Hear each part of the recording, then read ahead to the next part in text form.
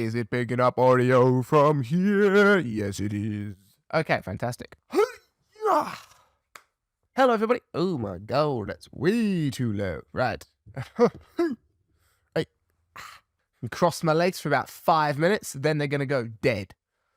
Hello, everybody, and welcome to the Creative Flair podcast. My name is James Carter, and I'm going to be your host. This is the podcast where we explore everything to do with the creative industry, the art world, and art in general. Oh, can't feel my legs now. Oh, it's only been 10 seconds? Today, we're going to be exploring art styles and art parents. This is going to be fun, but before we get into all of that, I would like to quickly mention to you that the Creative Flair website is almost ready for launch, and I'm incredibly excited to share it all with you, and I would like to take a quick minute just to explain to you what Creative Flair is. If you've been following me for a little while, you might know a little bit about me, my website, my vision, and what I would like to achieve.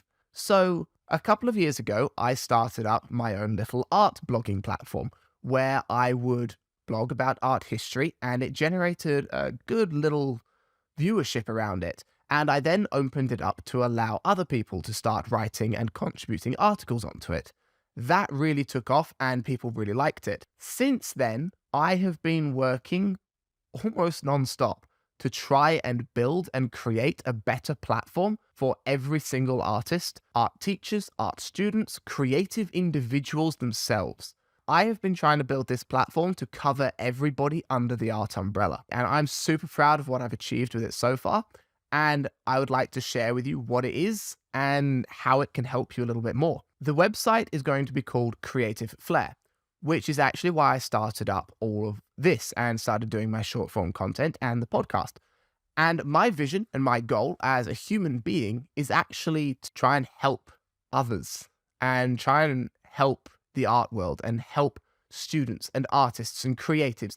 And this is what I can envision as being the best way of doing that. So the platform itself is going to enable everybody to sign up for free, become a member for free. None of the features are going to be paid for. I want as many things to be free or as cheap as possible. Something I'm super proud of is that every single user will get their own dedicated profile, which you can edit, customize to how you like, and you will have free unlimited portfolio storage for your photos, your videos, and your documents. So written works, photographs of your artworks, or videos of your artworks. Each member will also get their own custom activity feed, which is like your home feed on Facebook, where you can see a truly social side of what you want to see. So people that you're following, you will get their latest updates on what is happening. You will also be able to share in your activity feed as well. Through that as well, you are also free to contribute your written articles to the website. So, for example, every art student has to do artist research. But once you're done with that artist research, what do you do with it? This is where I've got the solution of upload it onto the website, and I will actually pay you for those articles. The other great thing is that it will be professional presentation. So rather than having your online presence on Instagram, which can be seen as a little bit unprofessional, I am allowing you to have a more professional standpoint by having a professional presentation of your artworks and a custom URL. On top of that as well, within all of that, there's also going to be groups, forums, and courses. So courses are a super great thing that I've been trying to do and really build up. So this is where I'm going to allow anybody to create their own course for free. You create the course, it can be video or written, whatever you want, and you can sell that course for however much you want. Once the course is uploaded, it will be reviewed personally by me, and I will make sure that everything is up to standard. If it is not, I will personally contact you and help you to create that course and make the course better for everybody who wants to learn from it. This is also going to be a fantastic way to network and communicate with other people in the art industry and in the creative industry, and also build up an audience for your art and yourself as a creative. This is something I've been working on for what feels like forever, and I'm super proud of it. And I cannot wait to actually share it with you more. That it's starting to actually build up a little bit faster now, and it's almost ready for launch, and I'm so happy with what I've got with it so far. And I'm honestly just hoping that it could really help a lot of people. That is all this platform is. It's going to be a way to help you as a creative individual, as an artist, as an art student. No matter what your level or skill or knowledge in the art world, this is going to be a platform that can actually help you. Okay, so now that I officially can't feel my legs, let's talk about art styles and art parents, shall we? I'm sorry that took so long to explain and get across. It's just something I'm so happy and can't wait to share with you. Let's move this so I'm not hunched over like yeah. Art styles and art parents. How do you find your art style to start off with? Your unique art style is your art style. How do you explain an art style? Okay, an art style is, think of it like your art style is how you create your works and how they appear. So that could be your style is impressionism or expressionism or modernism, or it could be contextual artworks. There's a whole list and a whole range of different things. One of the most common ones that is at the moment is contextual artworks and is realistic artworks. These are two of the ones that are happening at the moment that are like huge. A lot of beginner artists are choosing to go with realistic works and to create realism art. This is actually where I started from, was creating realistic artworks. And I started drawing just like with a little cheap pencil and some paper, and I really, really wanted to be a realistic artist.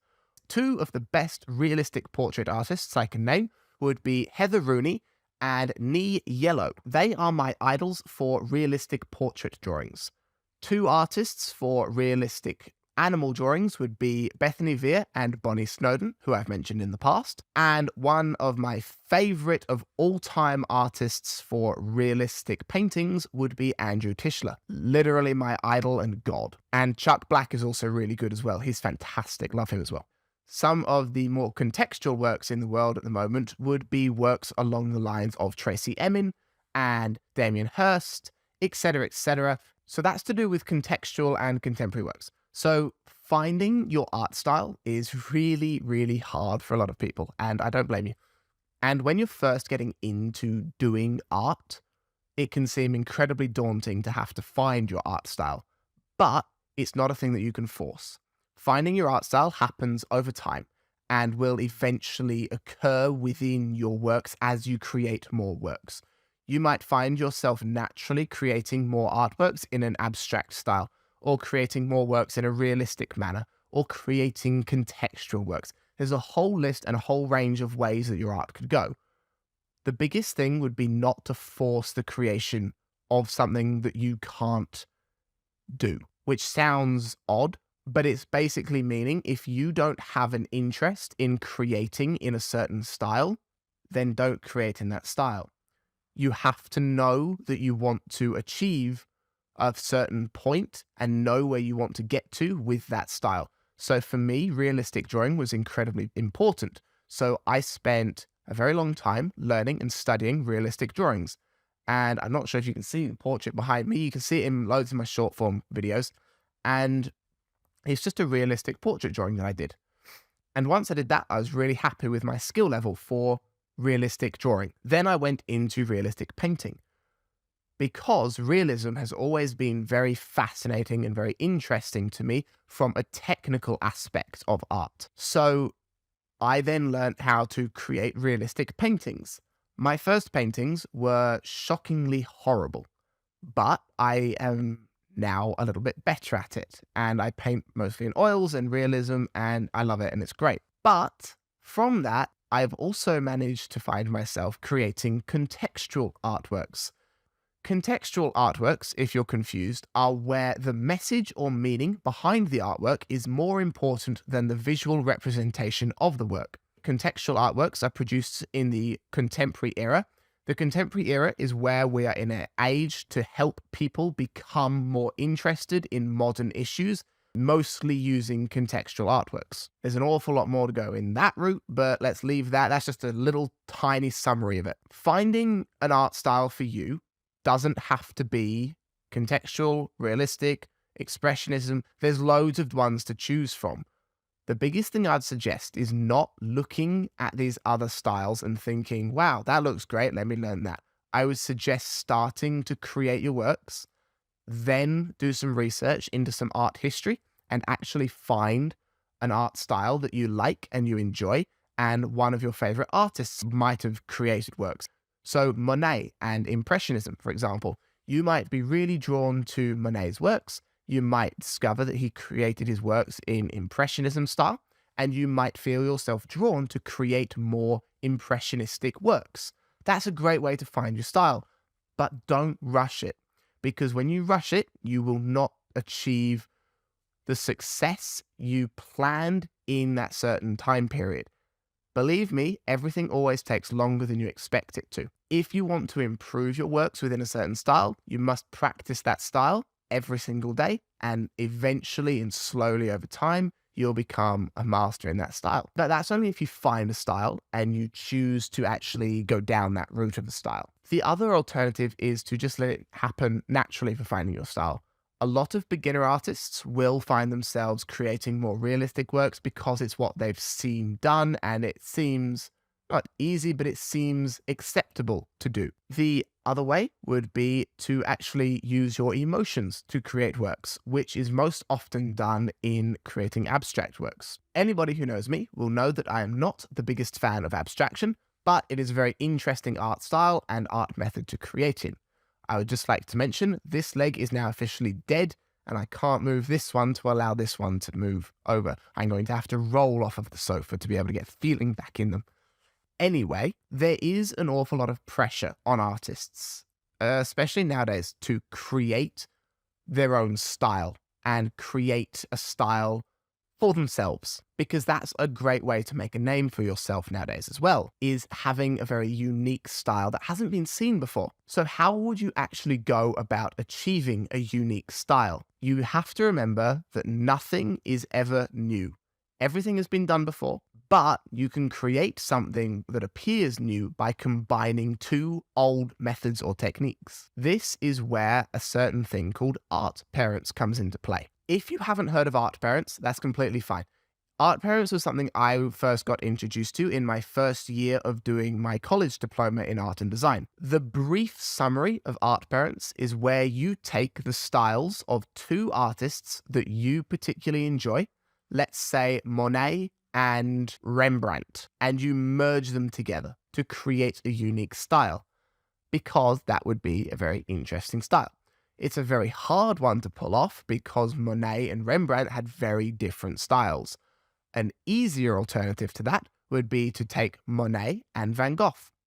Merge those two styles together, and you would create a style that people would recognize but not be familiar with, which would create a unique style. And because every artist is unique in the way we create, you can create a work of art that would seem completely new. That would then enable you to explore further for what you find passionate within a certain style in art. There's a doorbell going. Give me a minute. Okay, so the doorbell went off, so now I'm back, and I'm hoping that everything's still working. I was talking about the passion of finding your art style, and once you've found your art style, pushing that passion further. The idea of using art parents to actually find an art style, some people have actually said that that's cheating, and that your art style should be unique to you and completely new. But I strongly disagree with that. Your unique art style doesn't have to be completely different from anything unseen before. You're not on your own to create a new revolutionary art style. That's not the big picture here. It's a matter of finding a style that you like to create in, that you find passionate about, and that every time you create work, that style is constantly reoccurring, which will help you build up a brand around your art as well, which is another point I'll get into in a minute. But if you're creating artwork in a style inspired by two separate artists to create a new style, then that is a new style that you can work in. Having a style is very, very important, though. You may come across a lot of artists that would say having an art style is not important, don't worry about it, blah, blah, blah. Having a style is quite important. It doesn't necessarily mean that you have to stick to that one art style though throughout your career. Such as me, I started with realism and I've moved into contextual works, and I've done and experimented with loads of other styles as well, because experimentation is great to be able to find and explore different art styles. But once you do have maybe a few select art styles, then posting them online and gaining an audience, your audience would then know what to expect from you and your art. So let's say, for example, you have 3 different art styles that you have formed and created using the art parent technique to create these different styles.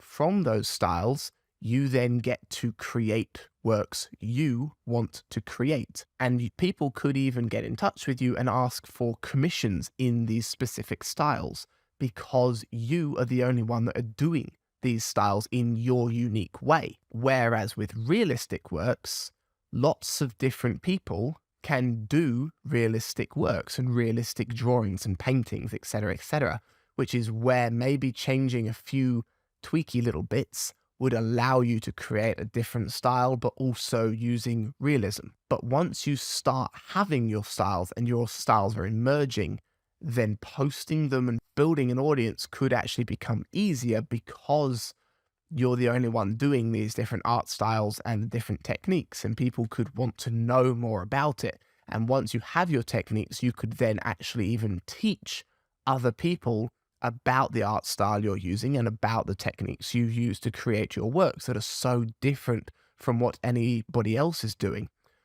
So I definitely recommend pursuing an art style or an art technique and developing your own art style, but not immediately. When you start out, definitely learn the basics and fundamental aspects of art, such as drawing, painting, and a little bit of art history. Then, as you progress through it, find a style you like, work on that, and then merge art parents together to create your own style. So don't worry about it, because there's a lot of people that worry about having their own art style. It's not something you need to panic about. It just takes a bit of time and some practice. Thank you very much for listening to this episode. I hope you enjoyed it and got a little bit of information, and hopefully something helped. If you liked it, please follow, like, review. Thank you very much for watching and listening. I'll see you again in the next one.